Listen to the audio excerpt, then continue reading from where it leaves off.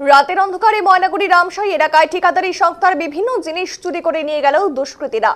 শুক্রবার ময়নাগুড়ি রামশাহী এলাকায় এক চুরির ঘটনা ঘটল বলে অভিযোগ। আর ঘটনাটি ঘটে বৃহস্পতিবার গভীর রাতে বলে অনুমান ঠিকাদার সংস্থার।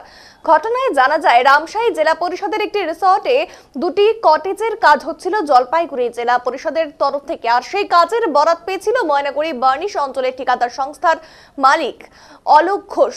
তিনি কিছুদিন থেকে ওই রিসর্টের পাশে একটি অস্থায়ী ঘর করে ওই কটেজের কাজ করছিল বলে জানা যায়। তবে ওই অস্থায়ী ঘরটিতে মজুত করা ছিল রং, রড, সিমেন্ট সঙ্গে অর্থাৎ সেই সমস্ত কিছু, তার সঙ্গে জলের টুলু পাম্প এবং ঠিকাদার সংস্থার কাজের রাজমিস্ত্রিদের ব্যবহৃত যন্ত্রপাতি।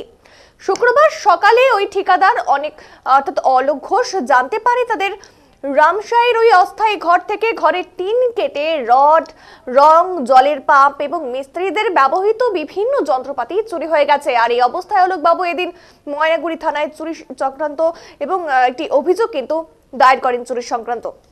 তিনি বলেন, আমরা চাই পুলিশ দ্রুত তদন্ত করে আমাদের চুরি যাওয়া জিনিসপত্রগুলি উদ্ধার করে দিক। যদিও পুলিশ সূত্রে জানা যায় যে ওই সংস্থার ঘরটিতে কোনো রাতে কর্মী থাকতো না। আমার এন এন্টারপ্রাইজ নামে আমার ওই কোম্পানি আছে একটা, তা সেটা হচ্ছে আমি প্রোপাইটার এন এন্টারপ্রাইজের।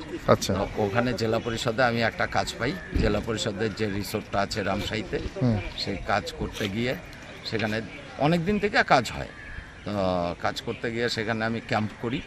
আমার ক্যাম্প থেকে এই গতকাল রাত্রিতে আপনার 8 mm রড কিছু চুরি হয়ে যায়, 7 পিস 8 mm রড, একটা টুলু পাম্প, তারপরে দুরমুশ, উদাল বেলচা, ড্রাই,